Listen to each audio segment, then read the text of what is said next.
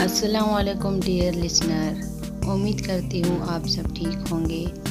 आज मैं पीरे कामिल का अगला 10वां एपिसोड सुनाने जा रही हूँ, तो आई होप आप लोगों को अच्छा लगता होगा। जो भी ये पीरे कामिल नॉवेल सुन रहे हैं तो वो सब चैनल को सब्सक्राइब कर लीजिए। ठीक है सलार, बिल्कुल टू द पॉइंट बात करते हैं। मरना क्यों चाहते हो तुम? सलार ने कंधे उचकाए। आपसे किसने कहा मैं मरना चाहता हूँ? खुदकुशी के 3 कोशिश कर चुके हो तुम। कोशिश करने में और मरने में बड़ा फर्क होता है। तीनों दफा तुम इत्तेफाकन बचे हो, वरना तुमने खुद को मारने में कोई कसर नहीं छोड़ी थी। देखें, जिसको आप खुदकुशी की कोशिश कह रहे हैं, मैं उसे खुदकुशी की कोशिश नहीं समझता। मैं सिर्फ देखना चाहता था कि मौत की तकलीफ कैसी होती है। वह उस चेहरे को देखने लगा जो बड़े पुरसुकून अंदाज में उन्हें समझाने की कोशिश कर रहा था। और मौत की तकलीफ तुम क्यों महसूस करना चाहते थे? बस ऐसे ही तजस्सुस समझ लें आप। साइकोएनालिस्ट ने एक गहरा सांस लेकर उस 150 IQ लेवल वाले नौजवान को देखा जो अब छत को घूर रहा था। तो एक बार खुदकुशी की कोशिश से तुम्हारा ये तजस्सुस खत्म नहीं हुआ? और तब मैं बेहोश हो गया था, इसलिए मैं ठीक से कुछ नहीं महसूस कर सका। दूसरी बार भी ऐसा ही हुआ, तीसरी बार भी ऐसा ही हुआ। वह मायूसी से सर हिलाते हुए बोला, और अब तुम चौथी बार कोशिश करोगे। यकीनन मैं महसूस करना चाहता हूँ कि दर्द की इंतहा पर जाकर कैसा लगता है। क्या मतलब? जैसे जॉय की इंतहा होती है, मगर मेरी समझ में नहीं आता कि खुदकुशी की इस इंतहा के बाद क्या है। इसी तरह दर्द की भी तो कोई इंतहा होती होगी जिसके बाद आप कुछ भी समझ नहीं सकते। जैसे मैं आप कुछ नहीं समझ नहीं सकते। मैं नहीं समझ सका। फर्ज करें आप एक बार में स्ट्रीट ब्रिज देख रहे हैं।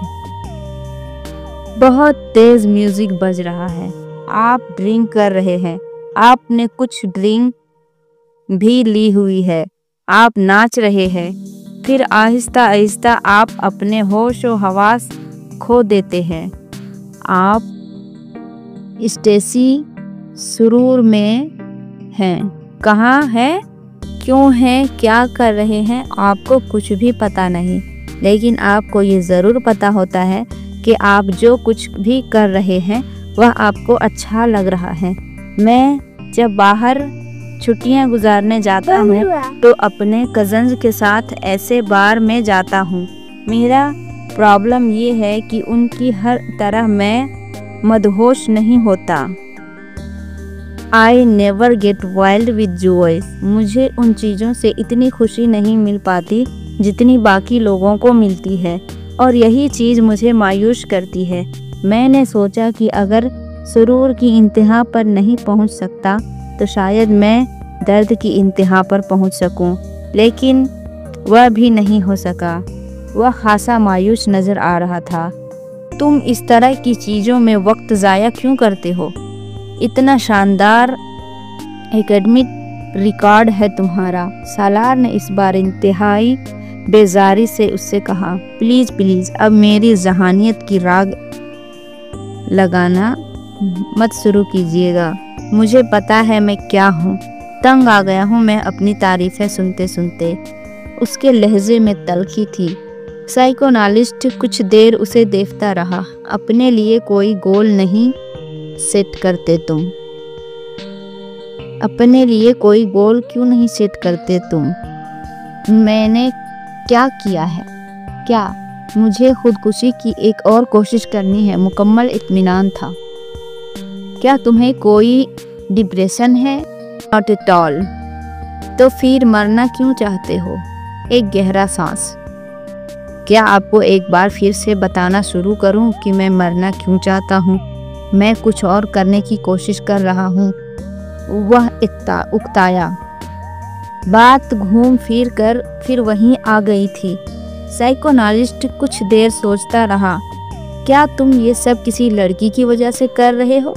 सालार ने गर्दन मोड़कर हैरानी से उसे देखा। लड़की की वजह से? हाँ, कोई ऐसी लड़की जो तुम्हें अच्छी लगती हो, जिससे तुम शादी करना चाहते हो। उसने बेइख्तियार कहकहा लगाया और फिर वह हंसता ही गया।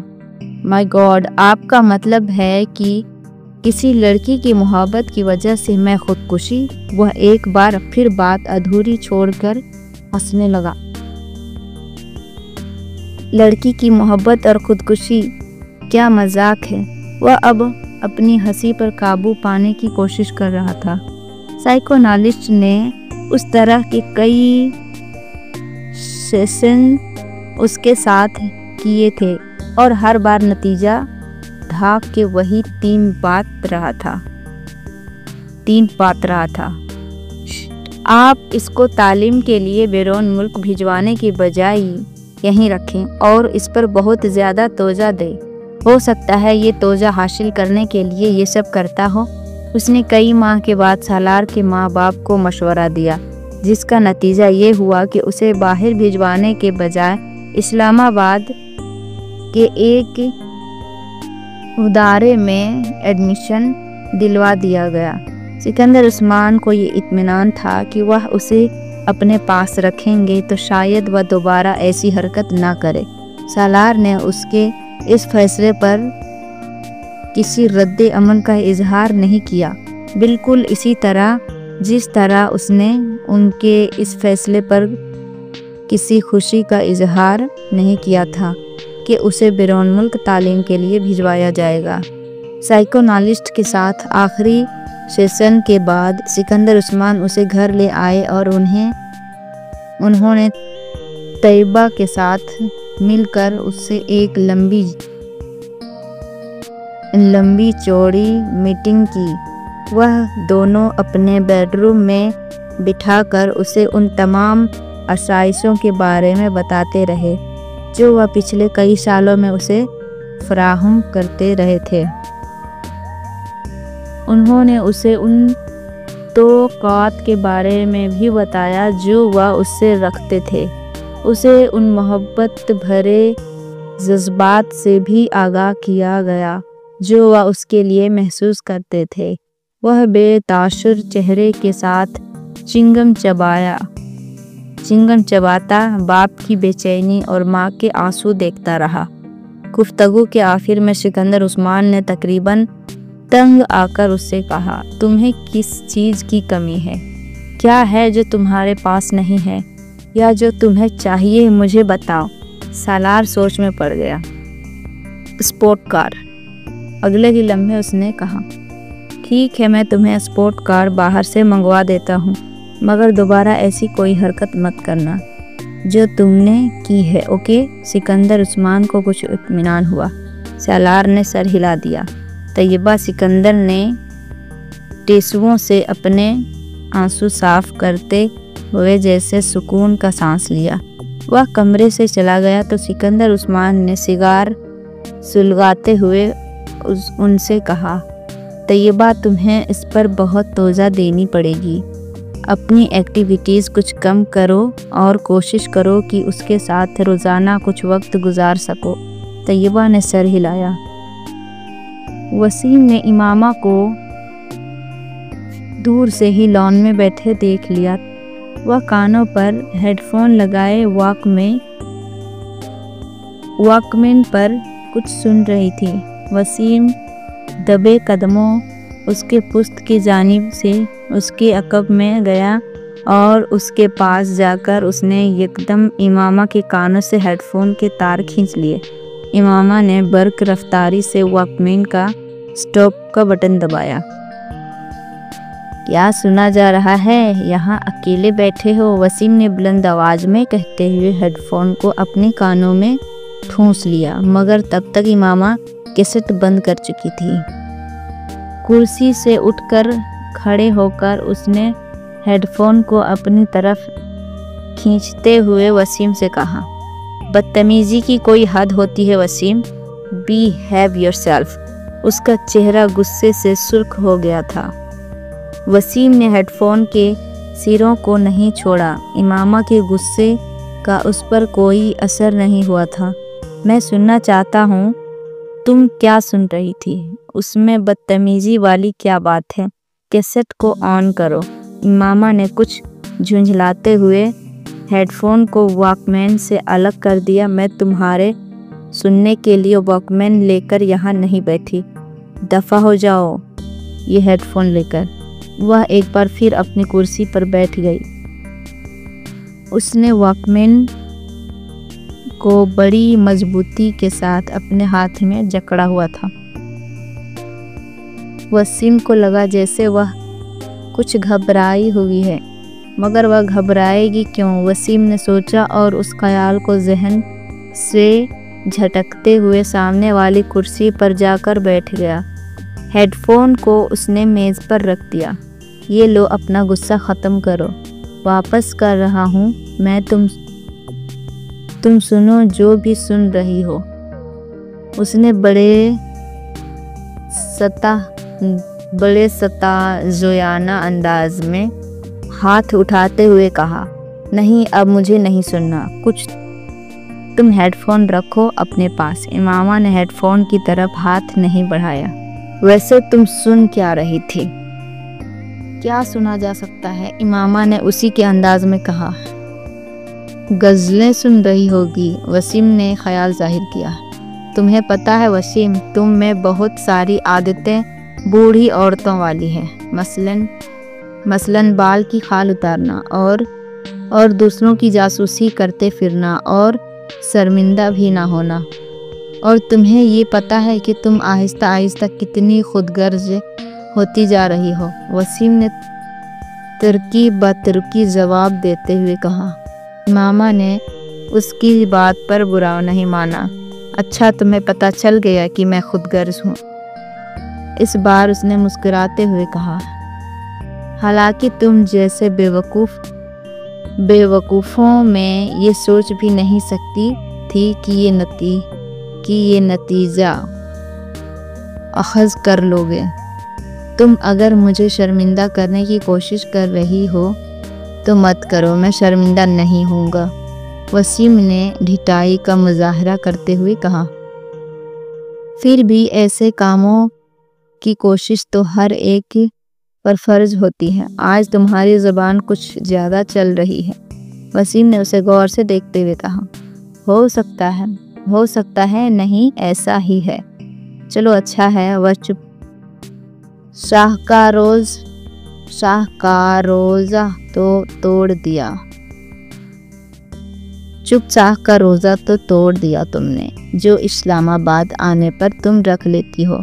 इमामा ने गौर से वसीम को देखा। कौन सा चुप शाह का रोज़ा? तुम जब से लाहौर गई हो खासी बदल गई हो। मुझ पर स्टडीज़ का बहुत कोच है। सब पर होता है इमामा, मगर कोई भी स्टडीज़ को इतना सर पर सवार नहीं करता। वसीम ने उसकी बात काटते हुए कहा। छोड़ो इस फिजूल बहस को। ये बताओ तुम आजकल क्या कर रहे हो? वह इसी तरह कुर्सी झुलाता रहा। ये तो तुम पूरा साल ही करते हो। मैं आजकल की ख़ास मसरूफियात का पूछ रही हूँ। आजकल तो बस दोस्तों के साथ फिर रहा हूँ। तुम्हें पता होना चाहिए कि पेपर्स के बाद मेरी मसरूफियात क्या होती है। सब कुछ भूलती जा रही हो तुम। वसीम ने अफसोस भरी नज़रों से कहा। मैंने इस उम्मीद में ये सवाल किया था कि शायद इस साल तुम में कोई बेहतरी आ जाए, मगर नहीं, मैंने बेकार सवाल किया। इमामा ने उसके तबसरे के जवाब में कहा। तुम्हें पता होना चाहिए कि मैं तुमसे 1 साल बड़ा हूँ। तुम नहीं, इसलिए अब अपनी मलामती तकरीर ख़त्म करो। वसीम ने उसे कुछ जताते हुए कहा। ये साथ वालों के लड़के से ताल्लुक़ का क्या हाल है? इमामा को अचानक याद आया। चोचो से बस कुछ अजीब से है ताल्लुकात। वसीम ने कंधे उचकाते हुए कहा। बड़ा अजीब सा बंदा है। वह मूड अच्छा है तो दूसरों को 7वें आसमान पर बैठा देगा। मूड खराब है तो सीधा गटर में पहुंचा देगा। तुम्हारे ज़्यादातर दोस्त इसी तरह के हैं। इमामा ने मुस्कुराते से कहा। कंदम जिन्स बाहम जिन्स परवाज। नहीं, खैर ऐसी भी कोई बात नहीं है। कम से कम मेरी आदतें और हरकतें चोचो जैसी तो नहीं है। वह तो बाहर जाने वाला था ना। इमामा को अचानक याद आया। हाँ, जाना तो था, मगर पता नहीं, मेरा ख्याल है उसके पेरेंट्स नहीं भिजवा रहे। हुलिया बड़ा अजीब सा होता है उसका। मुझे बाज़ दफ़ा लगता है पीहू के किसी कबीले से किसी न किसी तरह उसका ताल्लुक होगा या आइंदा हो जाएगा। तुमने देखा है उसे? कल मैं बाहर से आ रही थी तो देखा था, वह भी उसी वक्त बाहर निकल रहा था। कोई लड़की भी थी साथ। लड़की जीन्स वगैरह पहनी हुई थी। वसीम ने अचानक दिलचस्पी लेते हुए कहा। हाँ, मशरूम कट बालों वाली फेयर सी अरशा। वसीम चुटकी बजाते हुए मुस्कुराया। उसकी गर्लफ्रेंड है। पिछली दफ़ा तो तुम किसी और का नाम ले रहा था। इमामा ने उसे घूरा। पिछली दफ़ा कब? वसीम सोच में पड़ गया। 7-8 माह पहले शायद तुम से उसकी गर्लफ्रेंड की बात हुई थी। हाँ, तब शैयबा थी। अब पता नहीं वह कहाँ है। इस बार तो गाड़ी के पिछले शीशे पर उसने अपनी मोबाइल का नंबर भी पेंट करवाया हुआ था। इमामा एक मोबाइल नंबर दोहराते हुए हंसी। तुम्हें याद है? वसीम भी हंसा। मैंने ज़िंदगी में पहली बार इतना बड़ा मोबाइल नंबर कहीं लिखा देखा था, और वह भी एक गाड़ी के शीशे पर। उसने नाम के साथ याद तो होना ही था। इमामा फिर हंसी। मैं तो खुद सोच रहा हूँ अपनी गाड़ी के शीशे पर मोबाइल नंबर लिखवाने का। वसीम ने बालों में हाथ फेरते हुए कहा। कौन से मोबाइल का? वह जो तुमने अभी खरीदा भी नहीं। इमामा ने वसीम का मजाक उड़ाया। मैं खरीद रहा हूँ इस्मा। बाबा के जूते खाने के लिए तैयार रहना। अगर तुमने मोबाइल के नंबर को गाड़ी के शीशे पर लिखवाया, सबसे पहला फ़ोन उन्हीं का आएगा। बस इसलिए हर बार मैं रुक जाता हूँ। वसीम ने एक ठंडी सांस भरते हुए कहा। काबू रखें, और तुम्हारे लिए तो खतरात वैसे भी ज़्यादा है। शमिया को पता चला ना अगर इस किस्म की किसी मोबाइल फ़ोन का, तो वसीम ने उसकी बात काट दी। तो क्या करेगी वह? मैं उससे डरता नहीं हूँ। मैं जानती हूँ तुम उससे डरते नहीं हो, मगर 6 भाइयों की इकलौती बहन से मंगनी करने से पहले तुम्हें तमाम नफ़ा नुकसान पर गौर कर लेना चाहिए था, जिनका सामना तुम्हें किसी ऐसी वैसी हरकत के बाद हो सकता है। इमामा ने एक बार फिर उसकी मंगेतर का हवाला देते हुए उसका मजाक उड़ाया। अब क्या किया जा सकता है, बस मेरे मुकद्दर में था ये सब कुछ। वसीम ने एक मसनूई आह भरते हुए कहा। मुझे कभी भी मोबाइल फ़ोन नहीं खरीदना चाहिए, क्योंकि ये मेरे किसी काम का नहीं आ सकेगा। कम अज़ कम जहाँ तक गर्लफ्रेंड का तलाश का सवाल है। वह एक बार फिर कुर्सी झुलाने लगा। देर से ही सही, मगर बात तुम्हारी समझ में आ ही गई। इमामा ने हाथ बढ़ाकर मेज से हेडफोन उठाते हुए कहा। वैसे तुम सुन क्या रही थी? वसीम को उसे हेडफोन उठाते देखकर फिर याद आया। वैसे ही कुछ खास नहीं था। इमामा ने उठते हुए उसे जैसे टाला। आप लाहौर जा रहे हैं तो वापसी पर इमामा के हॉस्टल चले जाएं। ये कुछ कपड़े हैं, उसके दर्जी से लेकर आई हूँ, आप उसे दे आए। सलमा ने हाशिम से कहा।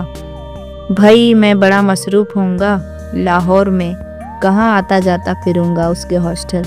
हाशिम को कदरे तामिल हुआ। आप ड्राइवर को साथ लेकर जा रहे हैं? खुद नहीं जा सकते तो उसे भेज दीजिएगा, वह दे आएगा ये पैकेट। सीज़न ख़त्म हो रहा है, फिर ये कपड़े उसी तरह पड़े रहेंगे। उसका तो पता नहीं अब कब आए। सलमा ने लंबी चौड़ी वजाहत की। अच्छा ठीक है, मैं ले जाता हूँ, फुर्सत मिली तो खुद दे आऊँगा, वरना ड्राइवर के हाथ भिजवा दूँगा। हाशिम रजामंद हो गए। लाहौर में उन्होंने खासा मसरूफ़ दिन गुजारा। शाम 5 बजे के करीब उन्हें कुछ फुर्सत मिली और तब उन्हें इस पैकेट का भी ख्याल आया। ड्राइवर को पैकेट ले जाने का कहने की बजाय वह खुद इमामा के हॉस्टल चले आए। उसके एडमिशन के बाद आज पहली बार वह वहां आए थे। गेट कीपर के हाथ उन्होंने इमामा के लिए पैगाम भिजवाया और खुद इंतज़ार करने लगे। उनका ख्याल था कि वह जल्द ही आ जाएगी, मगर ऐसा ना हुआ। 10 मिनट, 15 मिनट, 20 मिनट, वह अब कुछ बेजार होने लगे। उससे पहले कि वह अंदर दोबारा पैगाम भिजवाते, उन्हें गेट कीपर एक लड़की के साथ आता दिखाई दिया। कुछ करीब आने पर उन्होंने उस लड़की को पहचान लिया। वह जवेरिया थी, इमामा की बचपन की दोस्त, और उसका ताल्लुक भी इस्लामाबाद से ही था। अस्सलाम वालेकुम अंकल, जवेरिया ने पास आकर कहा। वालेकुम अस्सलाम बेटा, कैसी हो तुम? मैं ठीक हूँ। मैं ये इमामा के कुछ कपड़े देने आया था। लाहौर आ रहा था तो उसकी अम्मी ने ये पैकेट दे दिया। अब यहाँ बैठे मुझे घंटा हो गया है, मगर उन्होंने उसे नहीं बुलाया। हासिन के लहजे में शिकवा था। अंकल, इमामा मार्केट गई है कुछ दोस्तों के साथ। आप ये पैकेट मुझे दे दें, मैं खुद उसे दे दूँगी। ठीक है, तुम रख लो। हाशिम ने वह पैकेट जवेरिया की तरफ बढ़ा दिया।